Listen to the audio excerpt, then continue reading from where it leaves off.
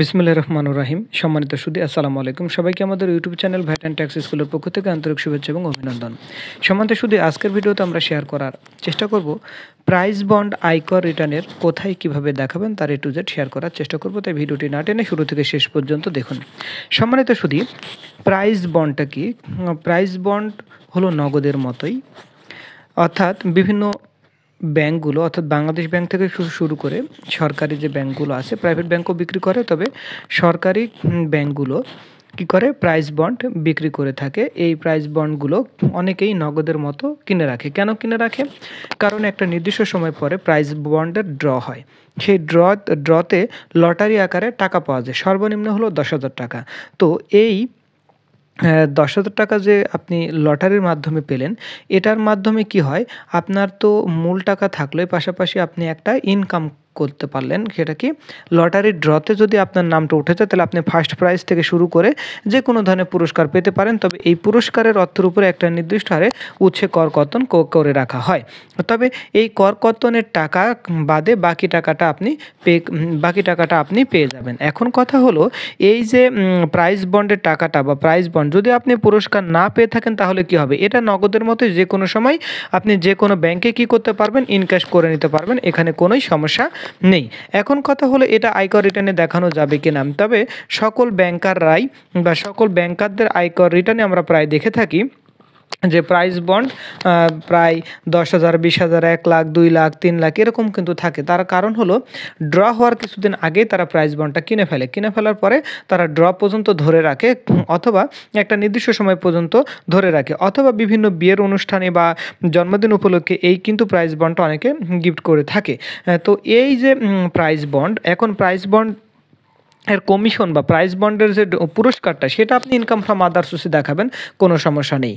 এবং প্রাইস বন্ডের যে যদি আপনি না পান, পুরস্কারটা না পান, তাহলে কী হবে? এটা তো আপনার one kind of asset, just like a ক্যাশের মতো। তাহলে কীভাবে দেখাবেন সেটা আমরা দেখিয়ে দিচ্ছি। তাহলে আমরা রিটার্নে লগ ইন করেছি। রিটার্নে লগ ইন করার পর অ্যাজ ইউজুয়াল যেভাবে হয় রেগুলার রিটার্নে চলে যাব। এখান থেকে আমরা যেটা সিলেক্ট করব, এই যে ইনকাম ফ্রম আদার সোর্স, যদি আপনি কী হয় প্রাইস বন্ডে ড্র করার মাধ্যমে যদি আপনি কোনো পুরস্কার পেয়ে থাকেন। ওকে, আচ্ছা, 7 কন্টিনিউতে চলে গেলাম। এখানে এগুলো আর কোনো কিছু বলছি না, 7 কন্টিনিউতে চলে যাচ্ছি। এরপরে আমরা চলে যাব income from other source. Income from other সোর্সে যাওয়ার পরে এখান থেকে আমাদের দেখেন অনেকগুলো হেড রয়েছে, একটার পর একটা। তো এটা তো TDS এর একটা হেড, মানে পুরস্কার পেলেই এটার উপর একটা উচ্ছে কর কর্তন থাকবে। তাহলে সেটা কোথায় দেখাবেন? এটা হচ্ছে আদার যে source with TDS, other source with TDS। এখন এখান থেকে আপনি কোথায় থেকে পেয়েছেন, ধরেন বাংলাদেশ ব্যাংক থেকে পেয়েছেন বা অগ্রণী ব্যাংক অথবা সোনালী ব্যাংক, তাহলে পার্টিকুলারসটা কী দেবেন? Price bond. পেমেন্ট অথরিটিটাকে কে দিচ্ছে? ধরেন বাংলাদেশ ব্যাংকের ডেট কত তারিখে পেয়েছেন, গ্রস কত টাকা আপনি পুরস্কার পেয়েছেন, সাপোজ 10,000 টাকা, এখানে লিখবেন 10,000 টাকা। এখন রিলেটেড যে এক্সপেন্স, সে রিলেটেড এক্সপেন্স এখানে নাই, বাট TDS উচ্ছে যে কর কর্তন করবে, যতটুকু কর কর্তন করবে সেটা এখানে বসিয়ে দিবেন। তাহলে কি, প্রাইস বন্ডের যে ড্র হলো, ড্রয়ের মাধ্যমে যে আপনি একটা ইনকাম পেলেন সেটা এখানে দেখিয়ে দিলেন। এরপরে যেটা করতে হবে, উচ্ছে যে কর কর্তন সেটা এক্সপেন্ডিচারে চলে যাবে, কোনো সমস্যা নেই। আপনার প্রাইস বন্ডের ড্র হওয়ার পরে যদি পুরস্কার পান, তাহলে যে উচ্ছে কর কর্তন পেমেন্ট অফ ট্যাক্স অ্যাট সোর্সে এখানে দেখিয়ে দিবেন। ওকে, এরপর আমরা চলে যাই IT 10B অর্থাৎ সম্পদ, অ্যাসেটস অ্যান্ড লাইবিলিটি সেটে চলে গেলাম।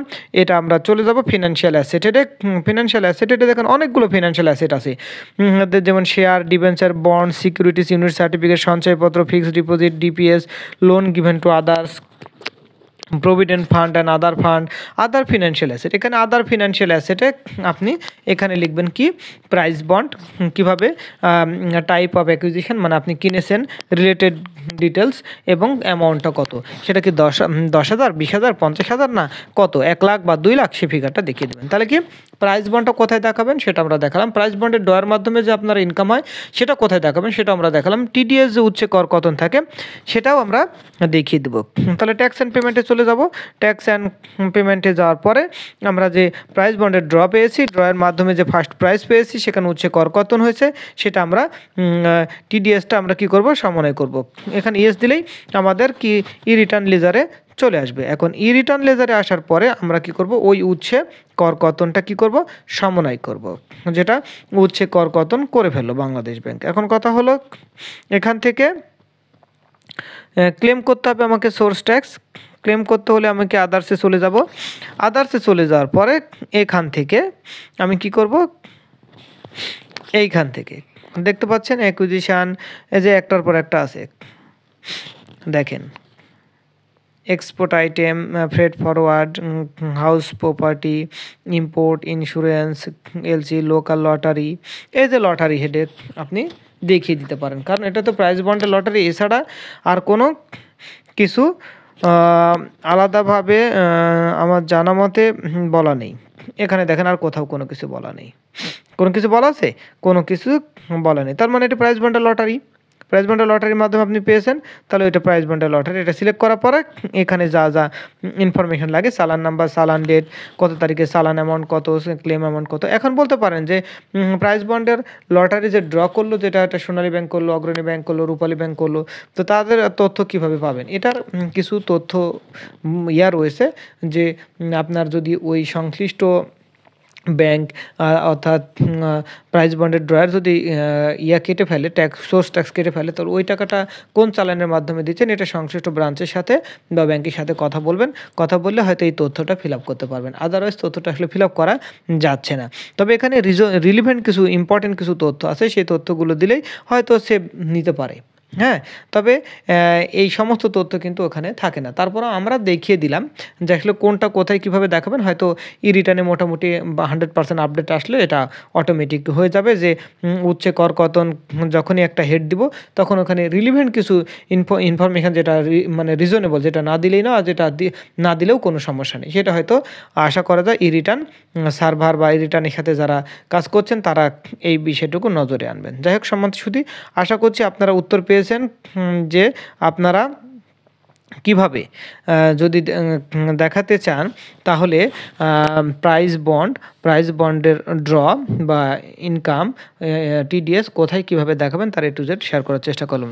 যাই হোক সম্মানিত সুধী, যদি ভিডিওটি ভালো লেগে থাকে অবশ্যই লাইক দিবেন, শেয়ার করবেন, কমেন্ট করে জানাবেন ভিডিওটি কেমন হয়েছে। যাই হোক আরেকটা বিষয় বলা হয়নি, অনেকে প্রশ্ন করেন যে প্রাইস বন্ডের উপরে আপনি কোনো রিবেট পাবেন কিনা, প্রাইস বন্ডের উপরে কোনো রেয়াত পাওয়ার কোনো সুযোগ নেই। অনেকেই কিন্তু কোশ্চেন করেন যে প্রাইস বন্ড তো আমি কিনেছি, এটার উপরে কোনো রেয়াত পাওয়া যাবে কিনা। এটা রেয়াত পাওয়ার যাবে না। এটা নর্মালি ব্যাংকাররা কিনে থাকে ড্র হওয়ার 1 মাস বা 15 দিন বা 20 দিন বা 2 মাস আগে কিনে ফেলে, যে ড্র হলে হয়তো একটা নির্দিষ্ট পরিমাণ হারে একটা ইনকাম পাবে বা ড্রতে লটারিতে তার নাম উঠবে, যে ফার্স্ট প্রাইজ বা সেকেন্ড প্রাইজ বা থার্ড প্রাইজ এরকম হবে।